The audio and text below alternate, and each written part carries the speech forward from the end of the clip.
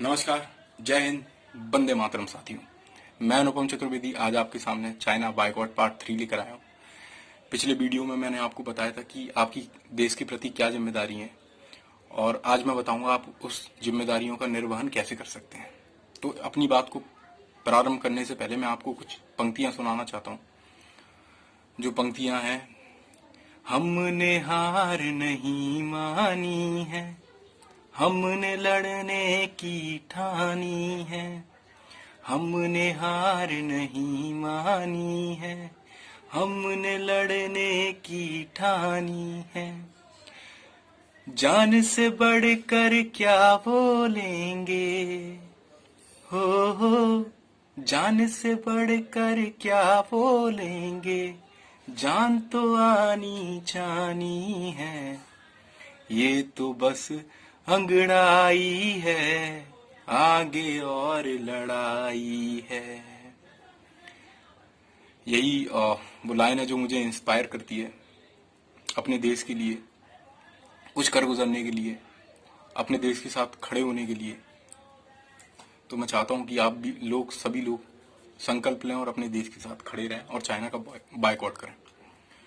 तो अपनी बात को प्रारंभ करने से पहले मैं आपको एक जरूरी बात बताना चाहता हूं, जो ये बात हम सब लोगों को समझना बहुत जरूरी है। वो है कि कंपटीशन और कोऑपरेशन में क्या अंतर है और कैसे हम इससे हमारी कंपनियों को सहयोग कर सकते हैं। पहले हम कंपटीशन की बात करते हैं कि मान लीजिए कोई एक फैक्ट्री है जो इंडियन है, भारतीय है, तो उसको क्या होता है कि बिजली का बिल जो जाता है वो प्रति 10 रुपए या 12 रुपए प्रति यूनिट देना पड़ता है। यही मैं अगर चाइनीज कंपनियों की बात करूं तो उनको 3 से 4 रुपए प्रति यूनिट का देना पड़ता है अगर कोई कंपनी चाइनीज एक्सपोर्ट ओरिएंटेड है, और उनको अरबों रुपए का लोन भी मिल जाता है आसानी से। अगर कोई कंपनी एक्सपोर्ट ओरिएंटेड है और वो एक्सपोर्ट करती है तो उसको आसानी से लोन भी मिल जाता है। वहीं भारत देश में लोन की समस्या आप जानते हैं और आप सब लोग अवगत हैं कि कैसे लोन प्रोसेस होता है और क्या क्या प्रॉब्लम हमको फेस करनी पड़ती है। तो अगर हम चाइनीज कंपनियों से कंपटीशन में उतरे तो क्या आप लोगों को लगता है हम जीत पाएंगे? मान लीजिए कि आज एक प्रोडक्ट 10 रुपए का मैं इंडियन कंपनी का मालिक बेच रहा हूँ, वही चाइनीज कंपनी आके 5 रुपए में बेच रही है। तो मैं उसी प्रोडक्ट को 5 रुपए में कर देता हूँ आज, तो चाइनीज कंपनी से 2.5 में कर देगी, वो 2.5 में कर देगी, मैं 2.5 में कर दूंगा तो वो उसे 1.5 में कर देगी। तो मैं बस इतना कहना चाहता हूँ कि कंपटीशन की कोई लिमिट नहीं है, इसलिए इससे बाहर निकलकर हम कोऑपरेशन में आए। अब कैसे कोऑपरेशन में आए, क्या कोऑपरेशन करें, इसके लिए एक बात और जरूरी है। मैं एक बात बताना आपको भूल गया हूँ कि एक लेबर लॉ भी होता है। हमारे इंडिया में लेबर लॉ है, लेकिन अगर आप चाइना की बात करेंगे तो वहां कोई लेबर लॉ नहीं है।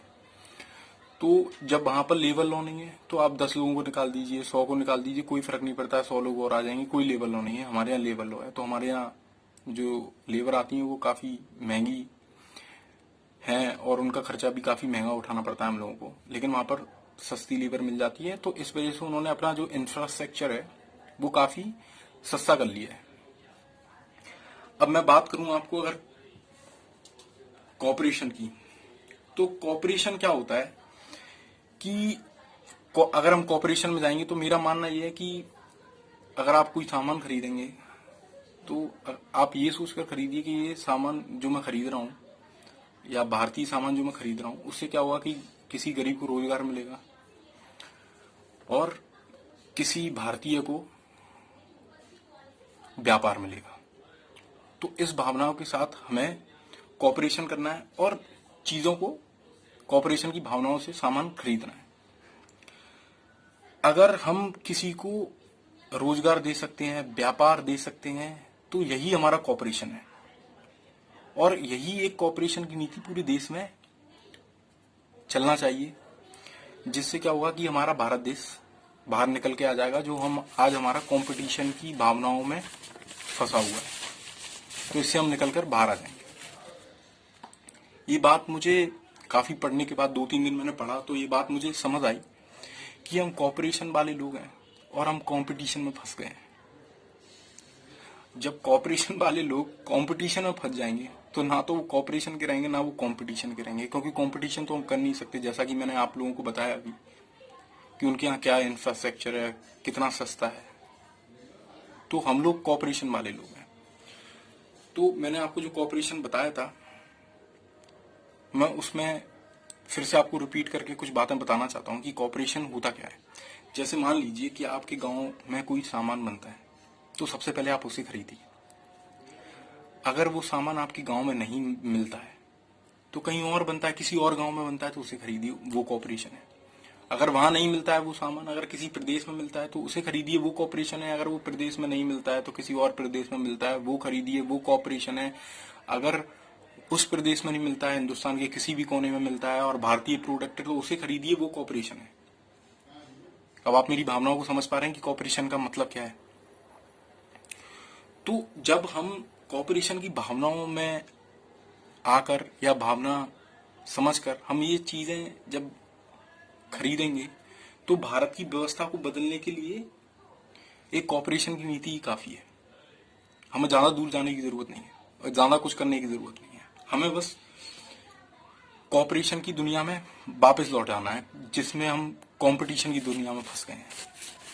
हिंदुस्तान, अगर हम कॉपरेशन की भावनाओं से चलेंगे तो हम हिंदुस्तान में भुखमरी, बेरोजगारी, बेकारी और बीमारी ये सब दूर कर सकते हैं।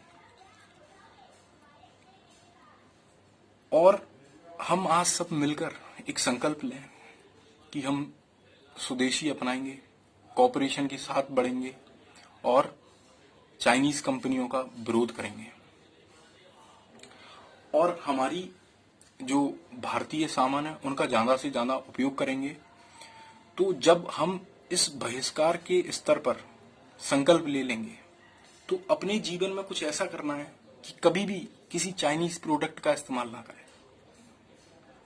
अब कोई मुझसे कहेगा कि चाइनीज प्रोडक्ट सस्ता है, भारतीय प्रोडक्ट महंगा है, तो आप कॉपरेशन की भावना से खरीदिए, ना कि उस सामान को कंपटीशन की भावना से खरीदिए। भले ही हमारे देश का कोई प्रोडक्ट महंगा है, लेकिन ये मानकर खरीदिए कि ये प्रोडक्ट खरीदने से मैं किसी गरीब आदमी को रोजगार दे रहा हूँ, ये प्रोडक्ट खरीदने से मैं किसी को व्यापार दे रहा हूँ, अपने भाई को ही व्यापार दे रहा हूँ।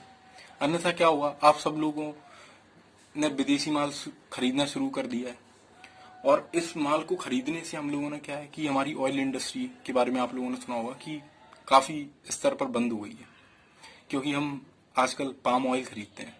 हमारा मूंगफली का तेल है, सींग तेल है, नारियल तेल है, इनकी फैक्ट्रियां लगभग बंद होती जा रही हैं। तो हम भारतीय कंपनियों को कॉपरेशन की भावनाओं से काफी मदद दें, ना कि कंपटीशन की भावनाओं से। सस्ता महंगा ना देखें। और इसका मैं आपको एक और एग्जांपल देना चाहूंगा। आप सब लोगों ने देखा होगा कि जैसे पहले हमारे यहाँ एक लोहिया या लोपीटा करके कुछ लोग आते थे। आप लोगों ने देखा होगा कि वो टेंट वेंट लगा के रहते थे और वो लोहे का काम करते थे। आजकल वो लोग नहीं दिखते हैं। क्यों नहीं दिखते हैं?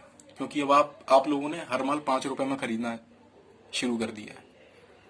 अब आप लोग उनसे नहीं खरीदते हैं चाकू और वो हंसिया आता है जो घास काटने वाला होता है, हम सब लोग नहीं खरीदते हैं। तो ऐसा ना करें, बाइकआउट चाइना करें, कॉपरेशन की भावना से आगे बढ़ें और अपनी भारतीय कंपनियों को सहयोग दें।